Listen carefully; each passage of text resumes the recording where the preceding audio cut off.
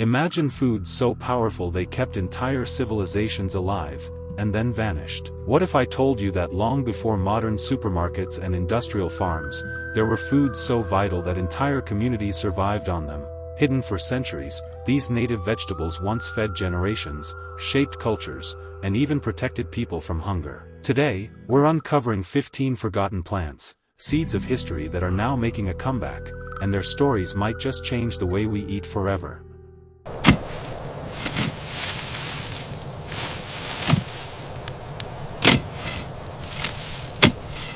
Across the rolling meadows of the Pacific Northwest, a small violet flower once painted the earth every spring, the blue camas. To the native tribes, this wasn't just beauty, it was survival. Its bulb, rich in natural sugars, was slow-roasted in earthen pits for days until it turned sweet like caramel. Women would gather for the harvest, their songs marking the rhythm of renewal. But when settlers arrived, they mistook it for the deadly death camas, and the tradition faded away. Today, blue camas stands as a forgotten taste of the wild, a reminder that nature's sweetest gifts often grow in the humblest soil. High in the Rockies, above 6,000 feet, grows a wild root once trusted more than any map, the yampa. To the Ute, Shosonii, and Paiute people, this delicate-looking wildflower hid crisp, white roots packed with carbohydrates and vitamins. Travelers and hunters roasted it or ate it raw during long, cold journeys, sustaining their bodies for days. Lewis and Clark called it a root of remarkable sweetness when starvation struck them in the Bitterroot Mountains. But as livestock grazed the land and settlers transformed the mountains, yampa began to vanish. Today, hikers may stumble over it unaware, yet its resilience whispers that this ancient mountain carrot could once again thrive in modern fields. Before the potato ruled North American farms, a native sunflower fed entire prairie communities, the Jerusalem artichoke. With its golden blooms and knobby tubers, it thrived wild from Canada down to Texas, nourishing tribes with its nutty flavor. Samuel de Champlain carried it to France in the early 1600s, calling it a miracle root, though it was neither from Jerusalem nor an artichoke. Its prebiotic fiber, inulin, kept blood sugar steady, while 1 acre could produce nearly 25,000 pounds of tubers without irrigation, a farmer's dream. Yet industrial farms turned to corn and white potatoes, leaving this resilient crop behind. Now, chefs and scientists are rediscovering the Jerusalem artichoke, a humble tuber that once fed nations and may yet feed the future. Long before the potato crossed the Atlantic, North America had its own super tuber, the groundnut. Native to riverbanks from Maine to Georgia, it grew in long, bead-like chains underground, storing rich protein and flavor. In 1621, the Wampanoag taught pilgrims to roast and mash it, helping them survive their first brutal winter. Its tubers contained 3 times more protein than potatoes, and its vines enriched the soil with nitrogen instead of depleting it. Yet as railroads spread and imported crops took over, the groundnut slowly vanished. Today, researchers at the University of Maine are working to redomesticate it, and chefs once again serve it roasted, buttery, and rich, a reminder that a life-saving crop of the past could nourish the future. Before grocery aisles stocked spice shelves, the nodding onion flavored the open plains. Its pale pink blossoms bent like little lanterns in the wind, humble, yet powerful. The Dakota dried its bulbs for winter stews, while the Cherokee carried braids of them on long journeys. European traders and early explorers admired it, writing that its scent perfumed the prairie for miles. It grew anywhere, cliffs, forest edges, even cracks in dry rock, and didn't just feed people. Its sulfur oils kept insects away, acting as a natural pesticide centuries before chemicals existed. Settlers tried to replace it with imported onions, but the wild nodding onion survived, bending its neck every summer, bowing to no plow. Even today, hikers across the Midwest stumble upon its scent after rain. A seasoning plant that shaped the taste and protection of an entire landscape, waiting patiently to be remembered. Farmers may curse it today, but ancient peoples treated lambsquartas like gold. This leafy green grew in river valleys long before quinoa rose to fame. Archaeologists uncovered seeds in Kentucky caves over 3,500 years old, stored in woven baskets beside corn. Its leaves carried more calcium than milk and more iron than spinach. The Mandan and Hidatsa tribes ate it fresh, boiled, or dried for soups. When colonists arrived, they dismissed it as a weed, unaware it fed livestock with more nutrition than wheat straw. Scientists now believe that quinoa evolved from this North American cousin. Lamb's quarters thrived without irrigation, chemical fertilizers, or global shipping. Yet, progress erased it from fields and memory. While farmers sprayed and forgot it, another crop waited quietly on water, proof that survival often grows where we least expect it.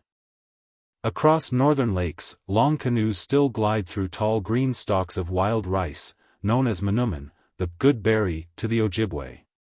It doesn't grow in fields, but in water, each grain carrying centuries of history.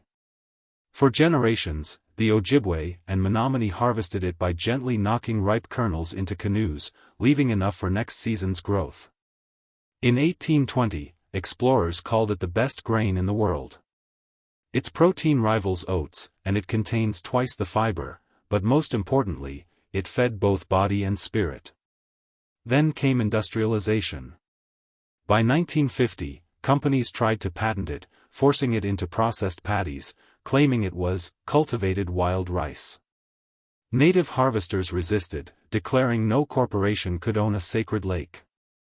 The struggle lasted decades, part protest, part prayer.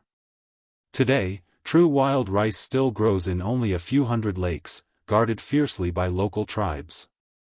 Each harvest feels like a heartbeat bridging past and present, a living connection to resilience, culture, and survival.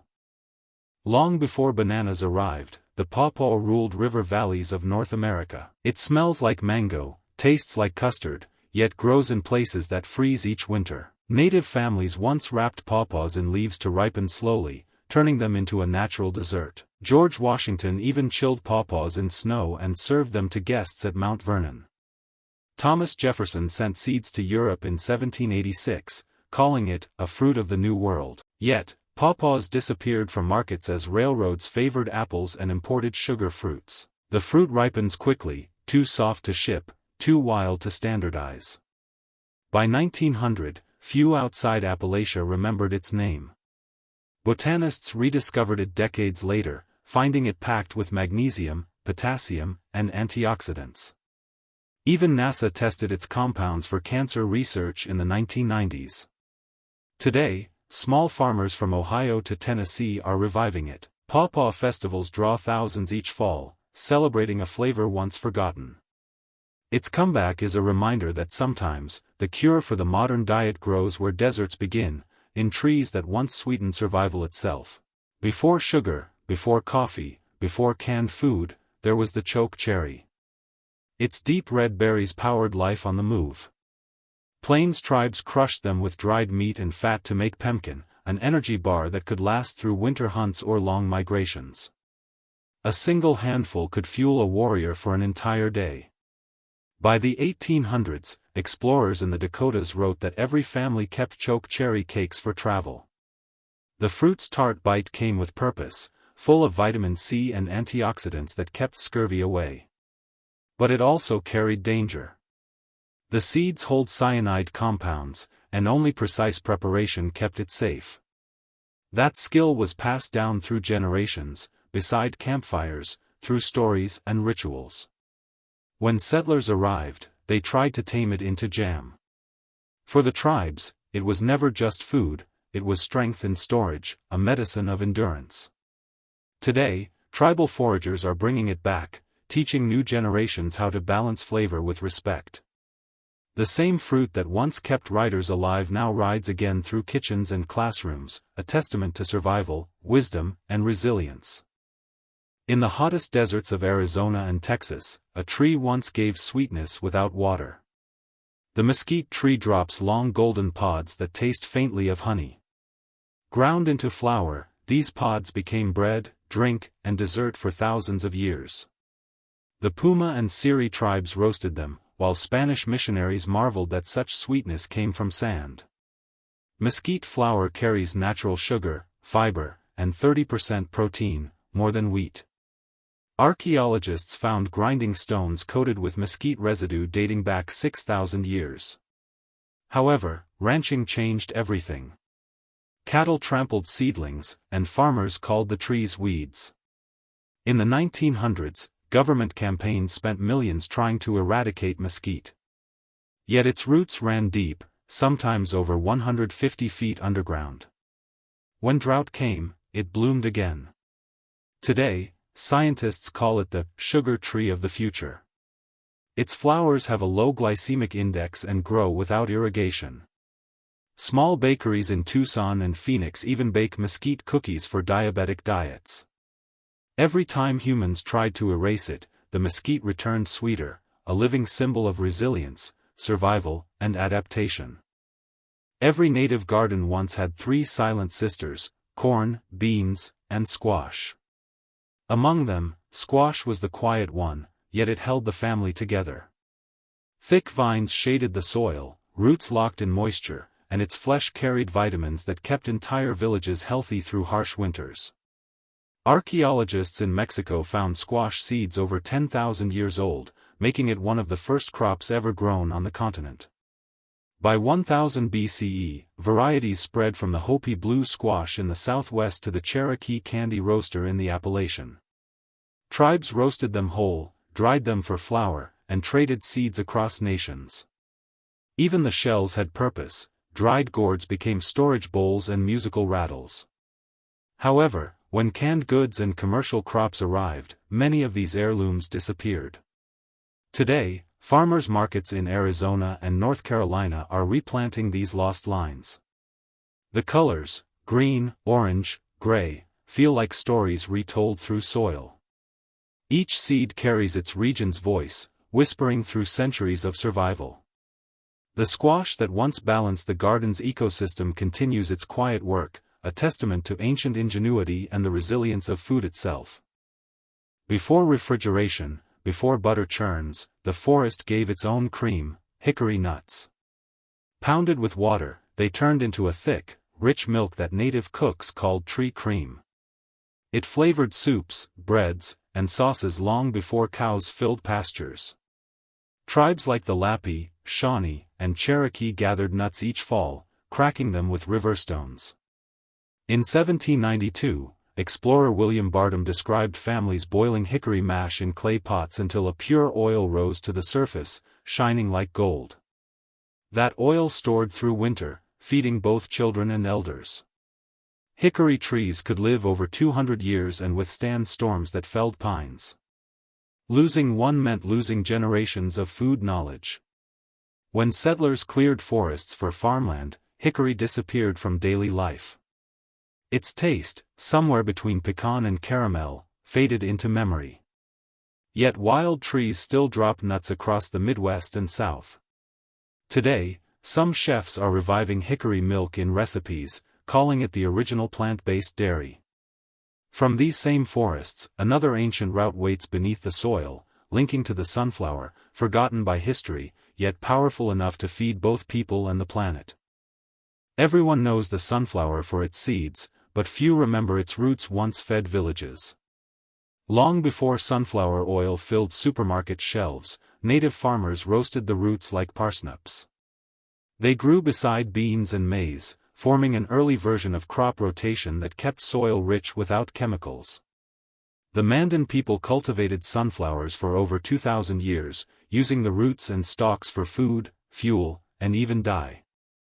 In 1749, French explorer Pierre Gautier wrote about tribes storing dried sunflower roots for winter. Earthy, sweet, and surprisingly filling, the plant worked double duty: flowers for seeds, roots for survival. However, during the Industrial Age, agriculture turned into business. Roots were forgotten. Companies favored fast-growing hybrids that looked prettier but lacked flavor. The sunflower became a symbol of beauty, stripped of its usefulness. Now, some farmers in Kansas and Oklahoma are restoring ancient strains. They say the roots regenerate soil and resist pests better than modern hybrids. Amaranth glows red under the sun, and perhaps that color tells its story. The Aztecs grew it as sacred food, the grain of life. By 1519, they harvested tons each season, feeding armies and cities. Amaranth carried more protein than corn and more calcium than milk. Then came the Spanish conquest. The invaders saw its rituals and banned it outright in 1521. Growing amaranth could cost a farmer their life. Fields were burned, seeds destroyed, yet a few survived, hidden in mountain soil. Centuries later, botanists found wild amaranth thriving in forgotten corners of Mexico. Modern nutritionists call it a super grain. But for the Nahua and Hopi people, it was simply survival. It grows in drought, heat, even poor soil. Every seed tells a story of endurance. Today, amaranth is rising again. From smoothie bowls to NASA food programs, it needs half the water of wheat and offers double the nutrients. What was once forbidden now feeds astronauts. The desert never gave mercy, yet one seed refused to die. The tapiri bean thrived in heat that scorched corn and dried wheat to dust. It grew where rainfall barely reached 5 inches a year, in soils cracked like pottery. Desert farmers of the Southwest called it the seed with memory. Historians trace its cultivation back 5,000 years among the Tohono O'odham and Hopi peoples. These communities learned how to plant it deep, 6 inches below the surface, where the last hint of rain still slept. The bean gave high protein, complex carbs, and a strength that matched the land itself. By the 1900s, modern farming pushed it aside for crops needing water and fertilizers. Then came the irony: as droughts worsened, scientists rediscovered its genetics. In 2018, climate researchers confirmed it could survive temperatures up to 110 degrees Fahrenheit and restore nitrogen to dry soil. Today, farmers in Arizona are growing it again, calling it the comeback crop of the century. It tells a story bigger than food, a lesson about endurance and respect. History never truly dies. It waits to be remembered.